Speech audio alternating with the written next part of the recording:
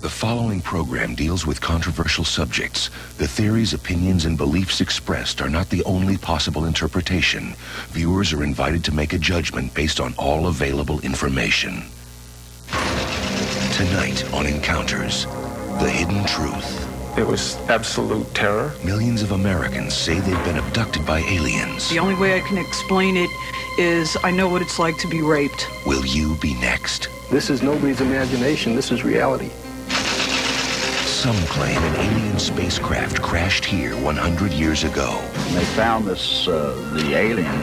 Could this graveyard hide the buried remains of an extraterrestrial? This woman claims she's made love with someone who died 1,000 years ago. We can all do this. Could regression hypnotherapy prove she's really Guinevere, the reincarnated lover of King Arthur? Arthur was an amazing man. Startling close encounters in outer space captured on tape. I have to see this to believe it. Are they proof of extraterrestrials or a threat to our planet? The human race was not alone and apparently had never been alone.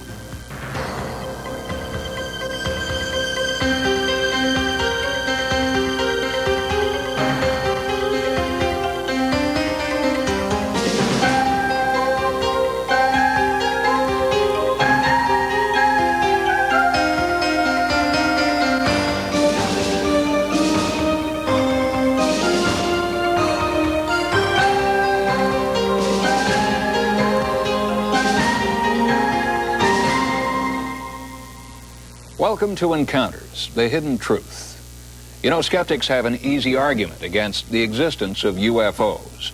If they're really in our skies, where's the physical evidence? Where's the smoking gun that would prove once and for all that UFOs are real? Well, the smoking gun that might silence these skeptics may have been fired. And today, that evidence may still exist, buried in a Texas graveyard. Here's our story. A mysterious body, a strange metal. They could not have manufactured this material in 1897 to anywhere near this purity. A bizarre ailment. And he blamed contamination of the crash. Something got into the water. These are pieces of a 100-year-old puzzle, a puzzle that may come together in this Texas graveyard.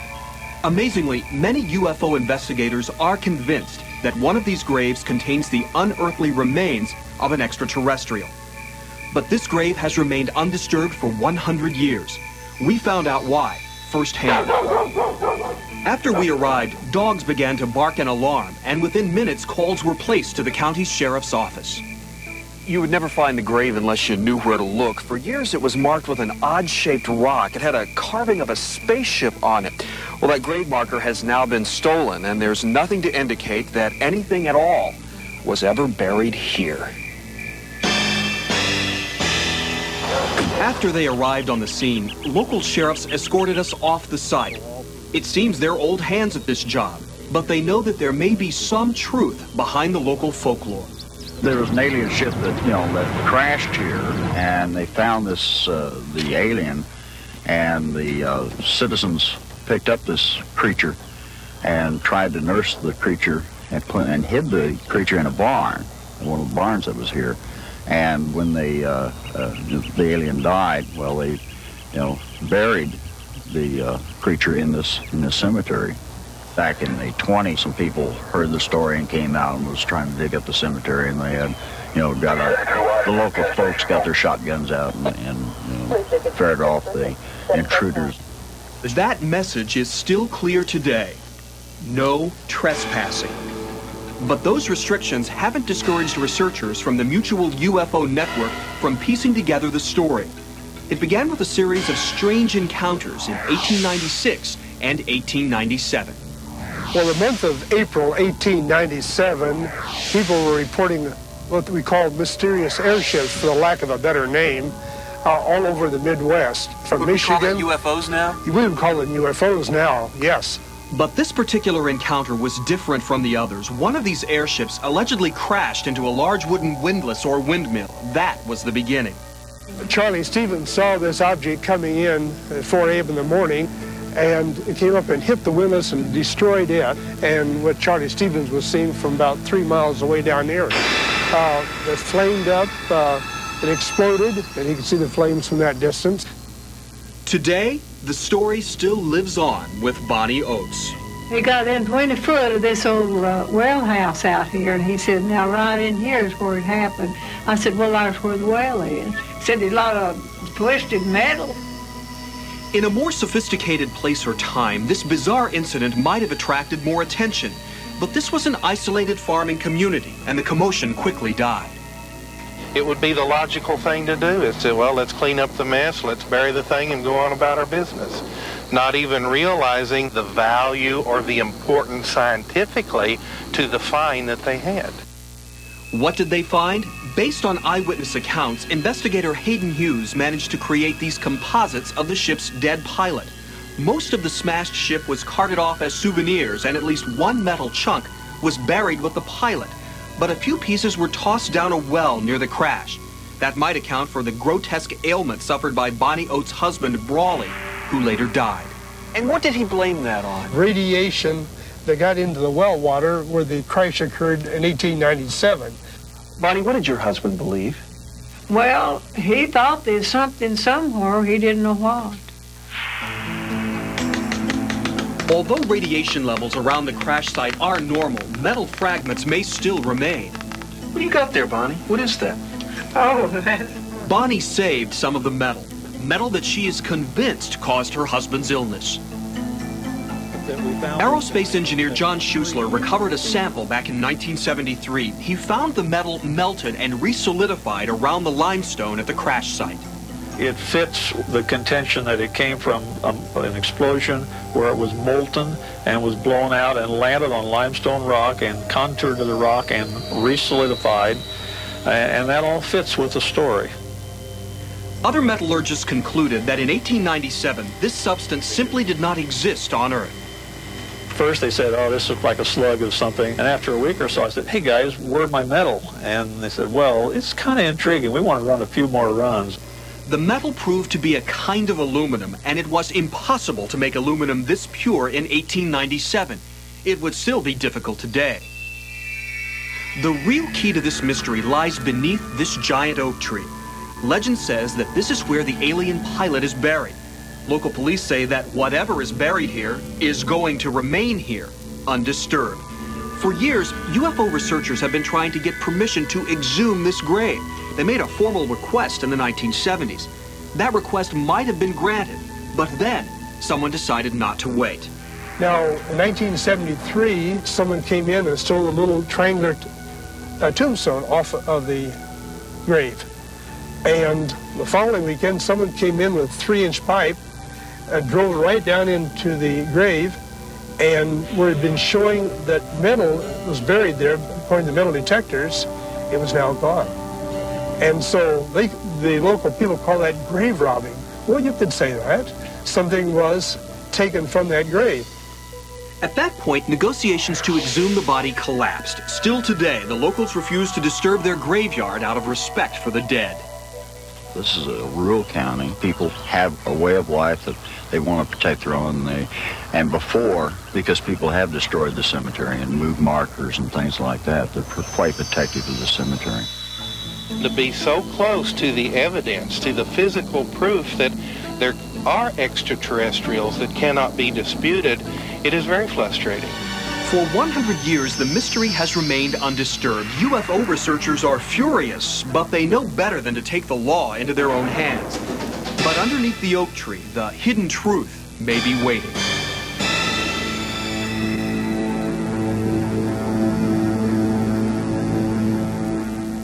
Now, Sandra, if this debate has gone on for almost 100 years, why is the community so adamant the grave remain undisturbed? Well, let's face it, John. UFO investigators have been fighting an uphill battle to gain credibility for decades now. Although we may think the evidence is overwhelming, the people who have to authorize the digging are far more conservative. And the end result of that, I suppose, is this could remain a mystery for another 100 years. Could be. And we'll be right back. Coming up next. It was absolute terror. It's the anatomy of an abduction.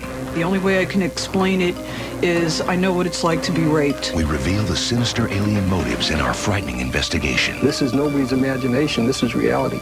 And coming up later, suddenly there were some strange objects. Startling new videotape evidence captured by our astronauts. I have to see this to believe it.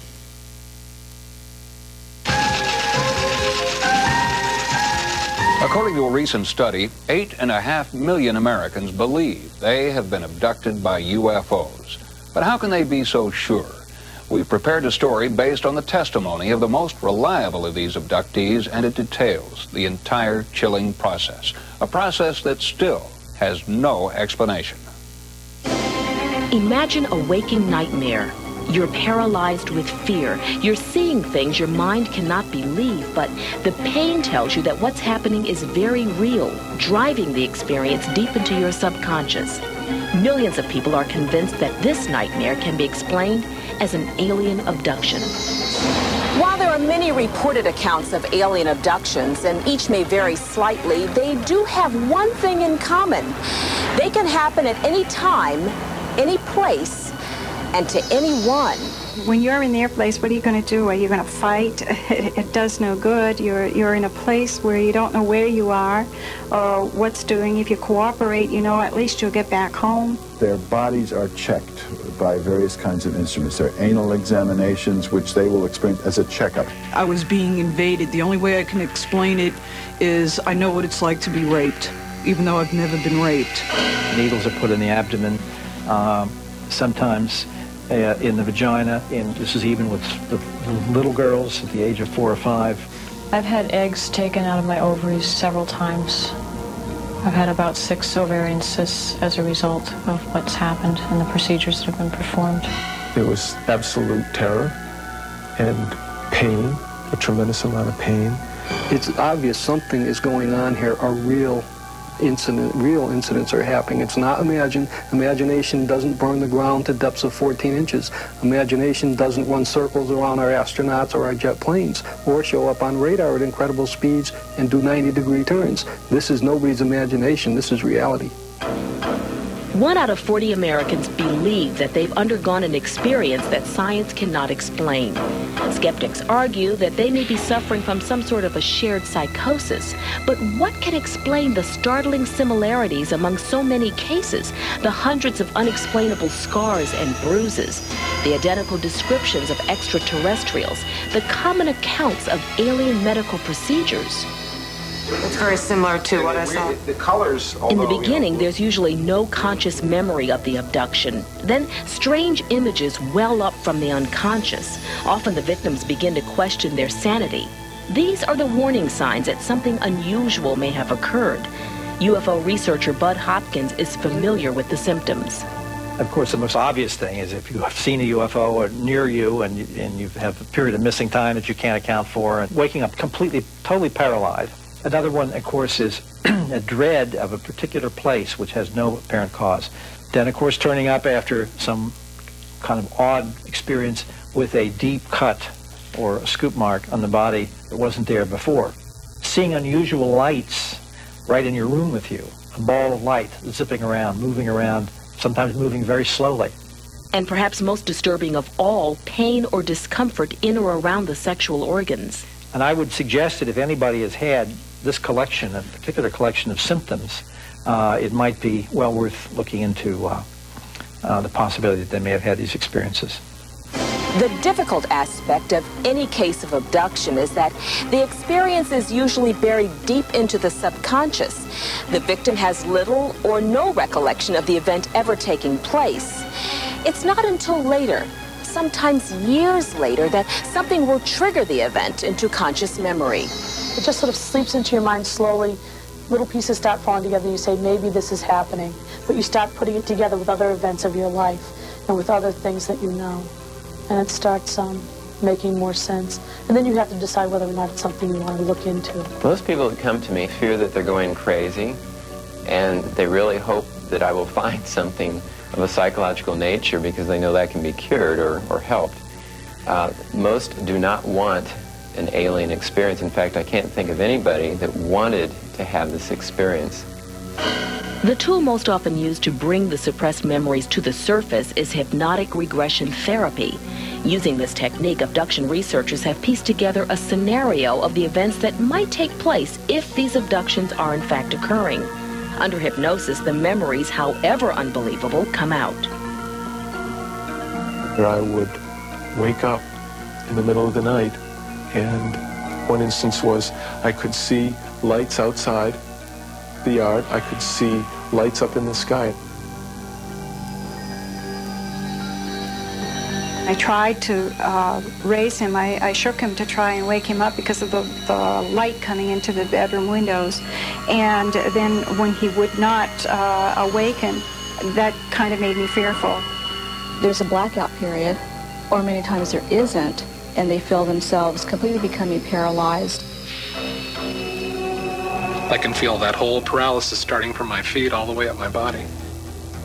And what's going on is that they're put on a table, paralyzed, usually without their clothes or just underwear and nothing else.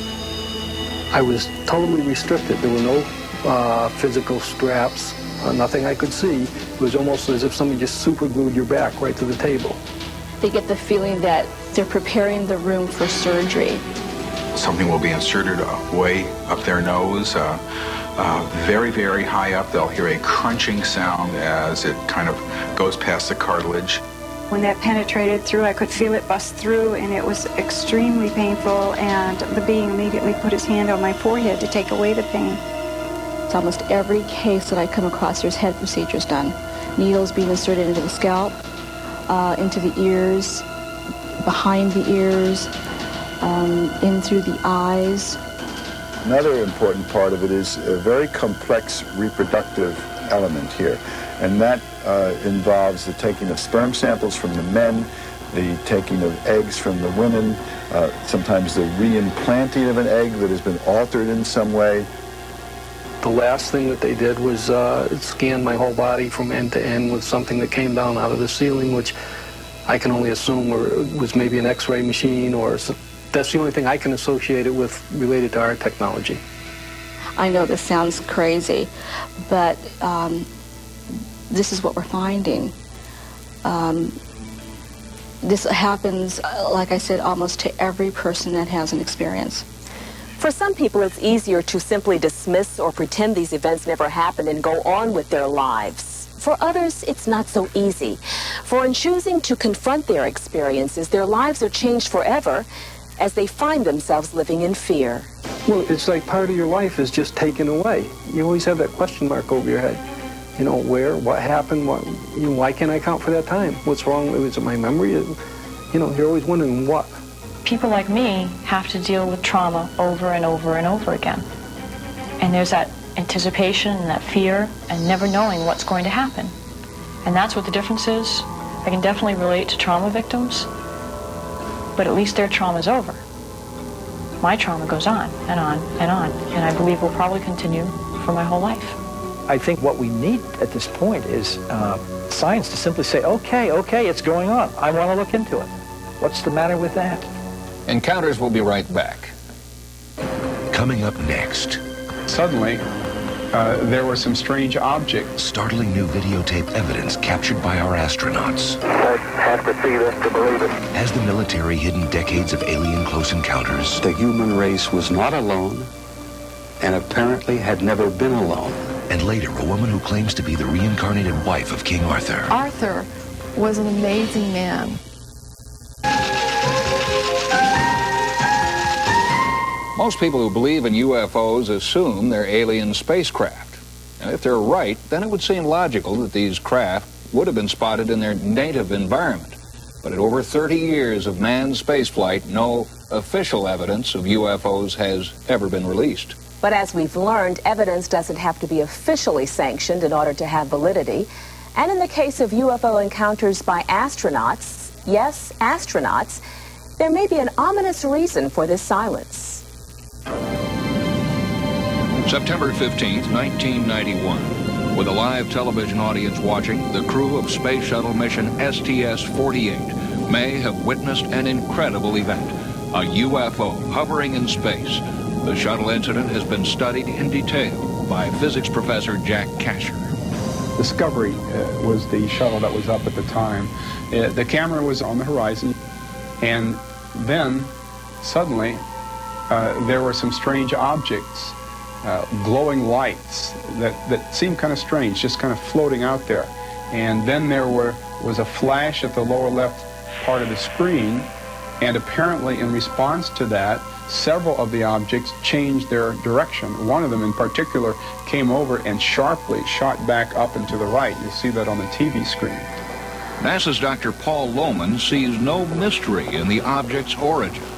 My guess would be that what we're seeing here are bits of ice, probably from the fuel lines on the external tank, possibly from plumbing on the main engine and so forth, but basically water ice that were carried up from the Earth, have flaked off and are floating around. And what did the astronauts say about this mysterious event? Nothing, for good reason. Many of our government agencies, including NASA and the Defense Department, have an unwritten rule: keep quiet about UFOs. During Maurice Chatelain's years at NASA, he claims to have uncovered evidence that NASA has deliberately suppressed photos of UFOs and radio transmissions from startled astronauts. He documented everything he learned, including an encounter involving the astronaut James McDivitt. McDivitt saw and photographed from Gemini 4 a silvery cylinder which was rapidly approaching on a collision course and missed the capsule by only a few meters. The object had an ovoidal shape and a bright lighted field. If McDivitt had indeed seen a UFO, he kept silent. But another astronaut refused to keep quiet. Gordon Cooper wrote a letter urging that the UN investigate the UFO phenomenon. A letter that read in part, I should point out that I am not an experienced UFO professional researcher. I have not yet had the privilege of flying a UFO nor meeting the crew of one. I did have the occasion in 1951 to have 2 days of observation of many flights of them, of different sizes, flying in fighter formation, generally from east to west over Europe. They were at higher altitudes than we could reach with our jet fighters of that time.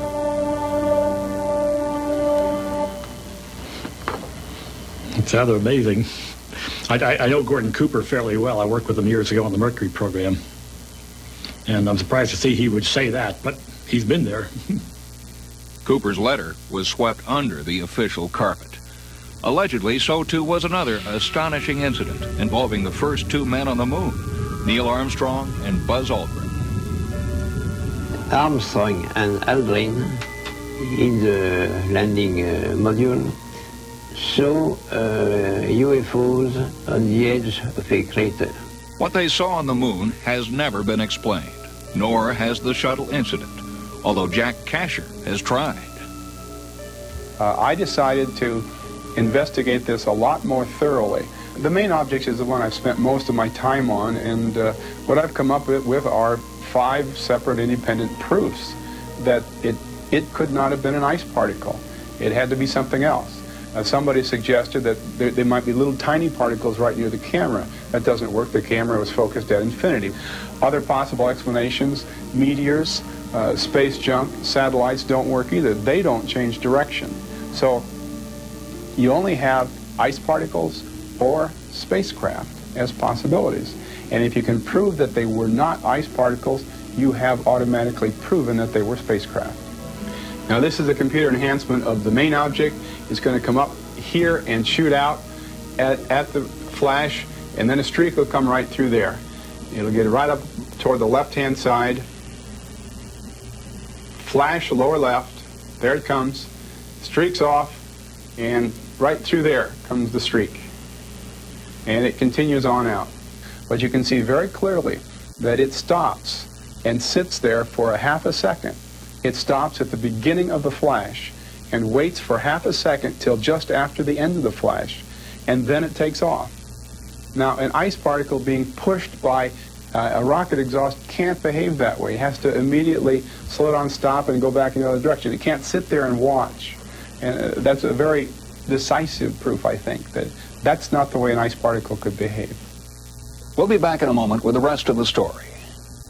Coming up, our startling UFO report continues. I have to see this to believe it.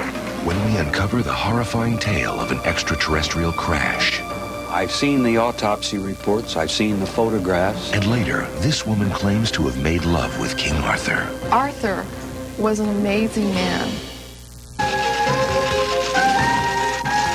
Welcome back to Encounters, the hidden truth. The suppressed evidence may be more far-reaching. During his 27 years in the Army, Robert Dean was exposed to many secrets, but the most incredible was a document he saw in the war room of NATO. In 1964, a NATO-shaped military study was conducted and published, which indicated that the human race was not alone and apparently had never been alone, and that the evidence supporting this document indicated that there was an intimate interrelationship with several advanced high-technology civilizations out there. Once I realized what this damn thing had, I couldn't put it down.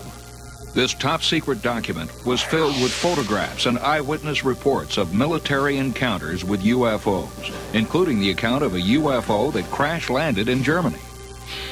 Now, this big, circular, metallic object did not explode and did not come apart.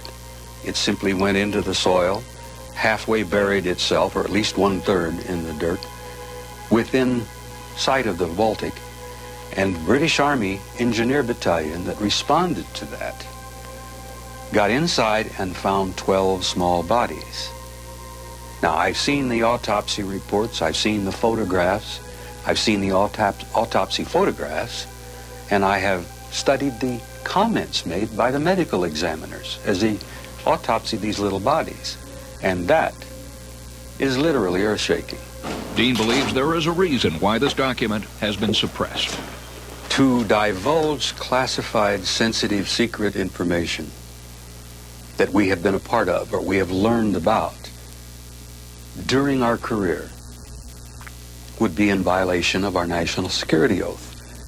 They can send us to prison for 10 years, they can fine us $10,000, and we'll forfeit all of our pay and allowances now and forever. But occasionally, the truth leaks out. Perhaps the most dramatic encounter took place during the 1993 Hubble repair mission. Concerned about funding, NASA turned the mission into a media event, a decision that may have backfired at about 11:30 p.m. on December 8th. Everything's going fine. The commentator is speaking, and we have a nice shot of the Earth. Here's the horizon here, and there's the sky underneath. And everything seems to be quite normal, and everything's going along fine. It'll be fashioned into some new covers. We're going to notice a little object move from right to left pretty soon, right about here. There it goes. Moves across there. The man stops talking. A second object moves up. The camera starts becoming fuzzy, fading out, and then really fades out. And bingo, we're back at mission control. This woman here comes up to her monitor as this has kind of surprised her. And now we have a shot of, I think it's the cargo bay, looking at a couple of the astronauts. Now this is the front, the control panel. These are the astronauts looking around. And here comes somebody in. And the statement, "You've got to see this to believe it, JT," is made. I have to see this to believe it, JT. So when you put all these together, segment by segment, it makes you scratch your head a little bit and wonder what might have been going on. Again, that's not a proof of anything, but it's a curious thing. If anybody wants to believe that there was a real extraterrestrial spaceship out there in orbit with the shuttle and with the Hubble telescope, then you have to believe that these people didn't recognize it, or if they did recognize it, that they were trying to cover up what would be the greatest scientific discovery of all time. Kasher believes NASA began taking steps to plug up such leaks in 1991. Up until and including this shuttle flight, NASA broadcast the picture live on NASA Select Television. After this flight, it is no longer broadcast live. The signal is scrambled when it comes down. There's a time delay, and then it's unscrambled and sent out. What does NASA know, and why are they keeping it from the public? Ex-employees like Maurice Chatelain are convinced that the real truth about space is still hidden from us. You know, it has been 25 years since the Apollo landing on the moon. And for 25 years, they keep lying. Well, Sandra, I thought the entire purpose of space exploration was simply to explore space. Documentation of extraterrestrial life certainly would fall into that category. And John, I agree with you, but we have to remember that most astronauts were recruited from the military, selected for their loyalty as well as their flying skills. So it's easy to see why they remain silent, and you really can't blame them. Well, hopefully with all the civilians and scientists in today's space program, things might just change soon. Encounters will be back in a moment. Coming up, this woman claims she's made love to a dead man. We can all do this. But could she really be Guinevere, the reincarnated lover of King Arthur? Arthur was an amazing man who had an obsession with Guinevere's stomach. He loved to kiss her belly. Past life regression has become a controversial way for people to explore their subconscious. Some say that these past lives are merely wishful thinking. Others, a direct link to a very real prior existence. Well, it's one thing to connect with a well-known historical figure, but it's even more remarkable to unite with a character who may only exist in myth. But in fact, Laurel Phelan may be exactly who she says she is, King Arthur's wife, Guinevere. We press